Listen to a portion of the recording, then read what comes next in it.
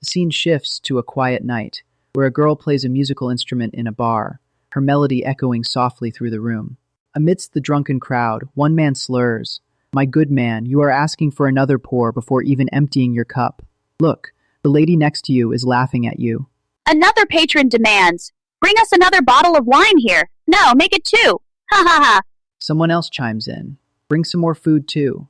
I cannot be chewing on bare bones in front of these lovely ladies." Laughter erupts all around. Nearby, a man sits alone drinking when a courtesan approaches him, cooing, "Oh my, are you here alone, hero?" She offers softly, "May I pour you a drink?" The man replies, "I would appreciate that." Gently, the courtesan pours wine into his cup with practiced grace. Then she leans in and whispers, "Manhwa declared a sect closure." The man startles at the news, eyes wide with surprise.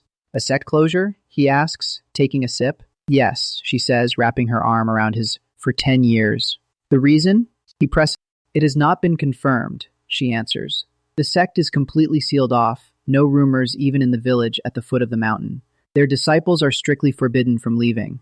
She pauses, then adds, "Should we deploy more people?" He is Baekil-myung, sect leader of the Hao sect, a man more brilliant and cautious than anyone else. Il-myung remains silent for a long time, thinking. For the Manhwa sect to seal its own gates is no small matter. 10 years is practically a declaration that they are completely giving up their influence in the martial world, an event whose details remain unknown even to the Hao sect, the shadow of the martial world itself. If we set up a base and win over the merchant groups, we should be able to dig up the truth, the courtesan suggests, though it might take some time. "Do not dig into it," Il-myung cuts her off. "In fact, erase it. What happened at Mount Hua that day must never reach the ears of the Murim alliance. But this information is bound to be highly profitable," she counters. "I do not quite understand why you want it erased despite that." "Sometimes, there are things far more terrifying than money," Il-myung replies. "So do not ask any more questions, and erase it all." "Yes, I understand," she says finally. The courtesan stands and says, "I shall take my leave now." The courtesan turned and bid him a pleasant evening, her voice soft and professional. She quietly slipped away, leaving Il-myung alone with his thoughts. Il-myung let out a small, cryptic smile and muttered, "Crazy bastard." He had expected the man to pull something, but to actually force Mount Hua into a sect closure? That was insane. His hand trembled slightly as he picked up his wine cup, the deep scar on his arm a permanent reminder of a past mistake. Who could have given him such a wound? This was Baekil-myung, the sect leader of the Hao sect, a man known for his brilliance and caution. But in the past, he had made exactly one mistake. He clashed with an existence he should never have opposed. Since that day, Il-myung carried both a permanent scar and the greatest lesson of his life. "Whew," he exhaled, finally ready. "Now then, shall I go pay him a visit after all this time?" She stood up, eager to find out how that man managed to force Mount Hua into closure. The scene shifted to a tea house in the morning, where Rihwa sat alone. She rested her chin on her hand, gazing out the window with a sigh. A peaceful day for once. But her mind was racing. First, the demonic cult, then the Mount Hua sect. Lately, it has been so exhausting. She picked up her teacup, thinking about how the manager left this morning on business. At least she could enjoy the aroma of tea after so long. But then, a group of men in fancy clothes approached her table with leering eyes, clearly sons of the wealthy. One of them looked at her and said, "A beautiful lady spending time all alone in a tea house. Are not you bored?" Rihwa was startled, but when she turned around and they got a full look at her face, their jaws practically dropped. The lecherous man thought, "Oh, up close, she is even more." But Rihwa, she just coldly turned away and said, "I must decline." Now that is a level of confidence you do not see every day. One of the men pressed her. "My lady, you must not know who this is to act so boldly. This is the eldest young master of the Hyok clan, who rules this entire region. The great young master Hyok So-seong." Rihwa did not even blink. "I do not care about the Hyok clan or whoever you are, so please leave." Absolutely savage. So-seong was intrigued. "What an interesting lady. You did not even flinch after hearing my name." Rihwa shot back, "I have no intention of entertaining you, so back off." So-seong's face twisted in anger. "Ha! No woman in this region has ever dared to treat me like this." He slammed his hand on the table. "This is perfect. You are going to keep me company today." But just as he grabbed her, a firm hand clamped down on his wrist. So-seong yelped in pain. "Arg! What the hell?" "It was Il-myung," he said coolly. "Hey, kid. The lady said she is not interested." So Song stammered, W, who are you? Do you have any idea who you are dealing with? Ilmyong just smiled. The eldest young master of the Hyok clan? Of course I know. I know very well, he added, lowering his voice. The head of the Hyok clan barely reached first-class martial artist level. Most of your men are stuck as second or third class, just a minor local family. Am I right? What a flex. So Song was shaking. To speak so boldly right in front of me. He must have someone powerful backing him. Damn it! So Song scrambled away, shouting, You'll pay for this. Talk about a satisfying reality check. After chasing off So Seong, Ilmyong casually sat at Rihwa's table and said, Up we go. He grabbed a snack and grinned. It has been a while, Lady Macri. Rihwa was taken aback. Do you know me? Oh right, you would not know who I am. I have looked into you so much that I felt like we were already close. My apologies. Ha ha ha. He laughed it off like it was nothing. Rihwa thought, Who is he? And the manager is not even here right now. Ilmyong calmly said, Macri Hua, second daughter of the Macri clan. You joined Continental Bank about a year ago. Sharp-witted and quick with numbers. That is why Manager Kim keeps you by his side. Currently traveling the land, saddling martial artists with private loans. Most recently, you collected the heavenly demon Wi Jicheon's debt in the form of internal energy, and forced the Manhwa sect into sect closure. I know everything you've done, Lady Macri. Where you slept, and even how many meals you've eaten. Rihwa was stunned. Who are you to know all of that? Ilmyong crossed his arms coolly. The leader of the house sect. Rihwa's mind raced. The house sect. If the beggars, sect has its ears to the streets of the world, the house sect has its eyes and ears in every tavern, bedroom, and gambling house in the land. What does the leader of the house sect want from me? She asked warily. Ilmyong grabbed another bite of snack and waved it off. What do I want? Nothing. Nothing? Rihwa echoed, utterly confused. She thought, You tracked my every move and showed up right in front of me, yet you claim you do not want anything. Then. Why? She stammered. Ilmyong burst out laughing, nearly choking on his food at her bewildered expression. He wiped his mouth and said, I actually work for Continental Bank, too. I am your senior. Sorry for teasing you, Junior Macri, he added, grinning like it was the most natural thing in the world. Rihwa's brain short-circuited. What did he say? The leader of the house sect works for Continental Bank. Hehe, that was definitely worth it. Your face is absolutely priceless, Junior Macri. Then, by any chance, the background info on our marks, our clients, did it all come from you? Exactly. I am the one who hands over all the client information. Then, by any chance, the Manhwa sect case too? Rihwa pressed. The intel about that guy Cheong Sang being addicted to gambling? Of course I handed that over. Scouting clients is my job. He added with a sly wink, finding out who needs money, and who has the items. Manager Kim needs. No wonder. She always wondered how the manager found his clients so easily. The heavenly demon, desperate for money, the Mount Wasek disciple, addicted to gambling, and even the clan that fell to ruin chasing foolish ambitions. Well, anyway, Ilmyong said, is there anything else you are curious about? Since I have met my cute junior, I will tell you everything I know. Something I am curious about, Rihwa said, surprised. She thought about the question she'd never dare ask Manager Kim. What on earth is Manager Kim's true identity? Should I just ask him directly? No, she realized he would not answer, even if she asked. He has never been one to talk about himself. Then, sect leader, you must know a lot about Manager Kim. Huh? About the manager? Ilmyong replied. Like how he is so strong, what happened 30 years ago, and why he is doing this kind of work. You really do not know anything, Junior. Well, Manager Kim rarely talks about himself. Want me to let you in on a secret? Ilmyong whispered. Yes, Rihwa leaned in eagerly.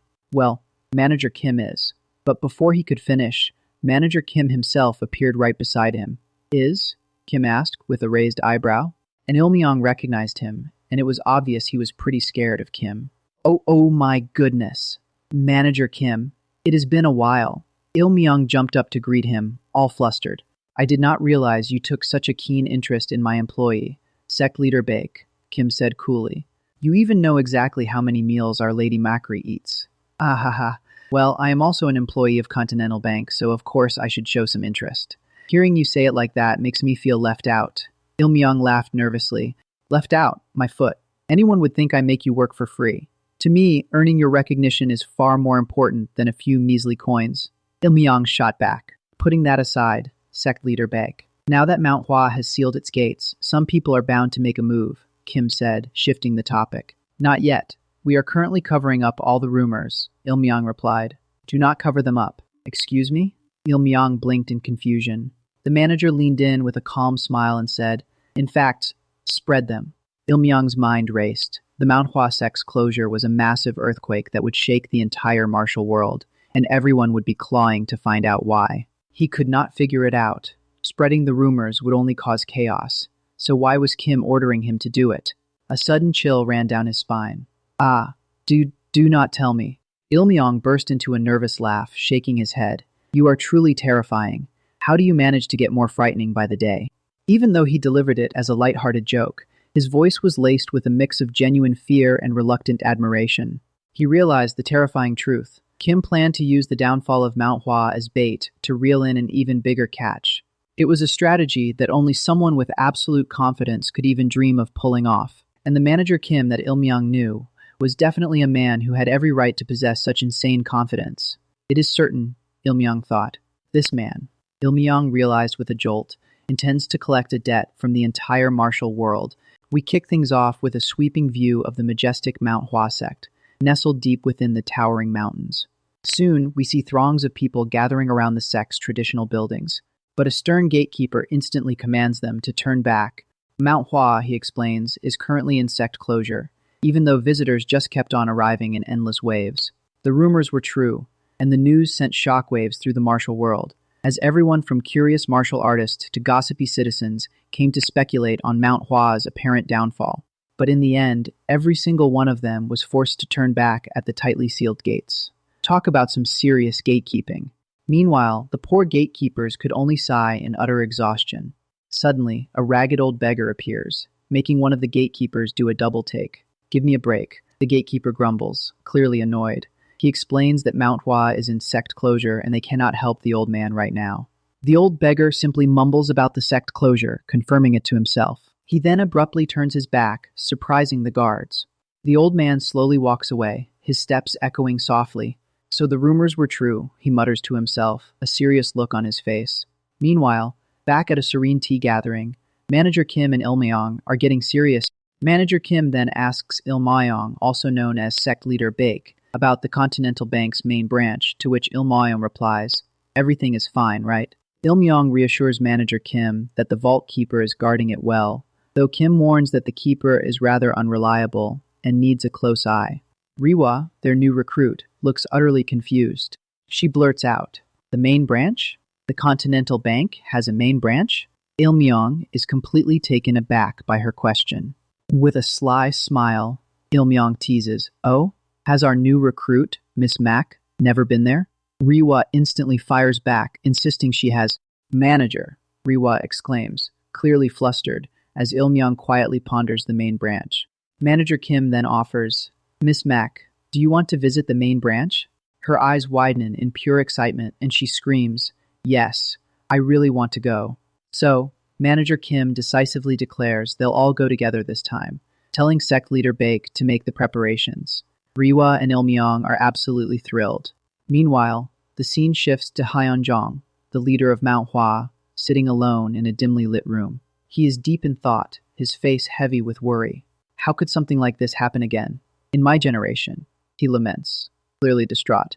We learn that while Hyunjong was not the strongest martial artist, his virtue and love for Mount Hua surpassed all others. A tragic flashback shows a younger Hyunjong witnessing devastation, making him vow never to let history repeat itself and dedicating his life to building Mount Hua. Yet, he reflects, against the Continental Bank, all his efforts were like a flickering candle in the wind. The lone candle flickers precariously, emphasizing his deep concern. Just then, the old beggar from earlier suddenly appears in the room, casually observing. Mount Hua is looking rather pathetic. This utterly shocks Hyunjong. Long time no see, Hyunjong. The beggar greets him. Hyunjong, now standing, instantly recognizes him as the drunken beggar and acknowledges his presence.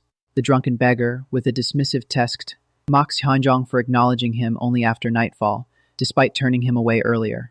Hyunjong apologizes, explaining the sect's closed gates, then asks what brings the drunken beggar all the way to Mount Hua.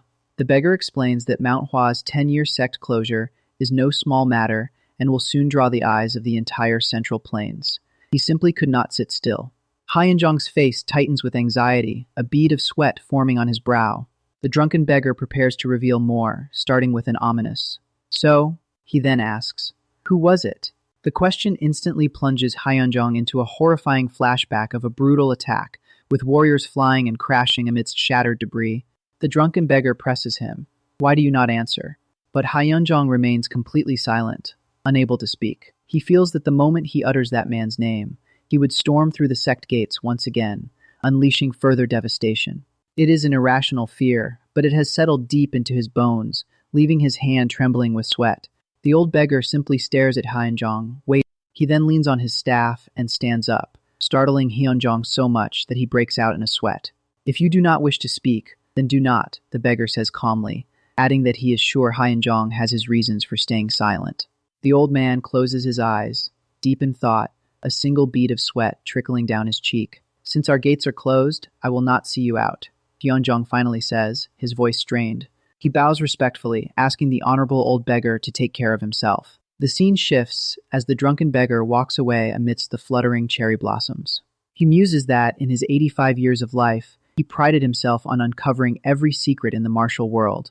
But now, there is still something left to whet his appetite. He reflects that even with Mount Hua's white plum blossoms, disciples absent, silencing the great Mount Hua sect like this is unbelievable. Then, with a commanding voice, he calls out, "Dog-beating squad, show yourselves." Instantly, the ground rumbles as a group of people rush forward. His squad of beggars appears before him, shouting, "You called, honorable old beggar." He orders them to find out everything that has transpired on Mount Hua recently, investigating every last detail and leaving no stone unturned. A squad member, eager to please, confidently declares they'll even find out what those Mount Hua bastards ate for dinner that day. What a flex. With a swift pabbaback, the beggar squad immediately disperses. The drunken beggar lets out a cunning hee-hee-hee, whispering, "Just you wait, whoever you are." With glowing eyes, he vows that this old beggar will unmask them without fail. The very next morning, we get a beautiful shot of a bustling ancient city.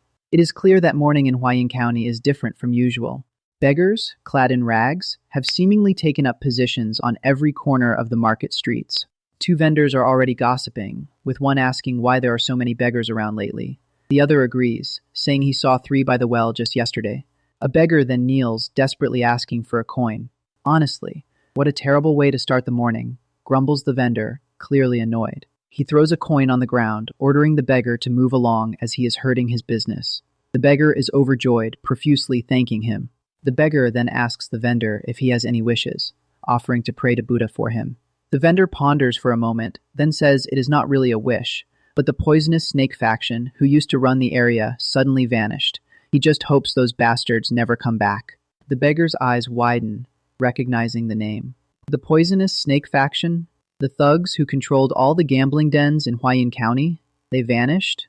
He asks, stunned.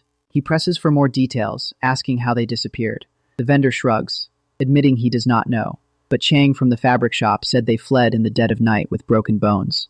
The beggar's face instantly turns serious. This is it, he thinks, realizing there are always signs before a major event occurs. He deduces that the poisonous snake faction and Mount Hua sect must be connected. He then tells the vendor he'll make sure to pray to Buddha that the poisonous snake faction never returns, securing the information. With that, he swiftly runs off, disappearing from the market. Moments later, the vendor is surprised by a new arrival. A young woman stands before him, looking down with a gentle smile. Turns out, this woman is an elite subordinate of Il Myong, our friendly neighborhood debt collector. She asks the vendor, "Did you feed them the information?" He calmly confirms that he leaked the story about the poisonous snake faction. She lets out a sneering hee-hee-hee, mocking the beggars. Sect for thinking they control all the information in the martial world. But, she declares proudly, the Shkozirel information is controlled by Onwarithem, the house sect, who are at the very bottom of the martial world. She adds that those beggars will realize that truth soon enough. She then gives a chilling command. Show those beggars who is superior between the house sect and the beggars sect. As the sun begins to set, the dog-beating squad is already on the job. They've cornered 2 men, forcing them to their knees. A beggar squad member mocks them, saying they heard the Viper gang fled, yet these 2 were still rolling around here. The 2 men on their knees desperately beg for mercy, claiming they do not know anything. Why did not you run away? The beggar presses, pointing out that even their boss fled. The men cry out that they have nowhere to go, having been born and raised there. The beggar then gets to the core of it. Who did this? To the poisonous snake faction. The terrified men stammer that there were two of them, one man and one woman. They continue, remembering the attackers had a massive amount of money and were definitely heading to Xiangzhou.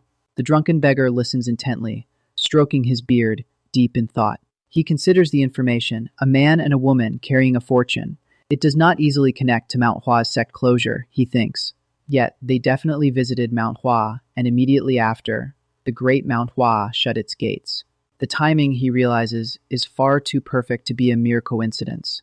He keeps replaying a wealthy man and woman in his mind. He concludes that those who forced Mount Hua into silence and crushed the poisonous snake faction without a trace are now roaming the martial world with mountains of gold. Could there be a more tantalizing prey?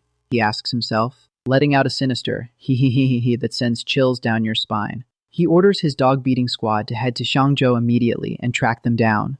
The squad members look surprised by the urgency. One asks him, "What about you, honorable old beggar? Are not you coming with us?" He responds with a challenging question. What kind of master do you think it takes to force Mount Hua into sect closure? One of his men speculates it would require someone like the leader of the Murim alliance or the heavenly demon. The drunken beggar explains that even if Mount Hua is weakened with their elite white plum blossoms away, their plum blossom sword formation is no joke. Even the heavenly demon or the alliance leader would have struggled against it. In that case, he reasons should not, they prepare hounds of equal caliber for this hunt. With that, the drunken beggar starts to walk away, a determined stride. To whoever you are, he declares, his face contorted in a snarl, if you swallowed Mount Hua whole, then this time, old beggar Chui will tear you to shreds. He proclaims, his eyes burning with fierce resolve.